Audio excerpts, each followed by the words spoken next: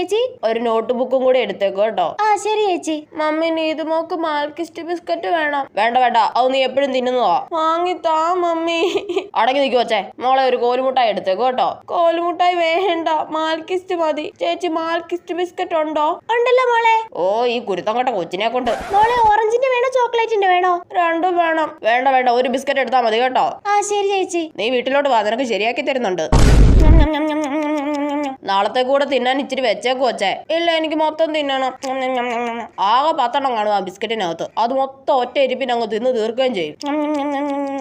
നീതുമോൾ എന്തിയാ ചേച്ചി? അവക്കൊന്ന് കൊടുത്തേ. ലൗഡ് സ്പീക്കറിലാടി, നീ പറഞ്ഞു. ആ മോളെ, ആന്റി ഇന്ന് വൈകുന്നേരം അങ്ങോട്ട് വരുന്നുണ്ട് കേട്ടോ. മോക്ക് എന്താ വാങ്ങിച്ചോണ്ട് വരേണ്ടെന്ന് പറ. ആന്റി എനിക്ക് മാൽക്കിസ്റ്റ് ബിസ്ക്കറ്റ് വേണം. ചേടാ ഇവളുടെ ഒരു കാര്യം.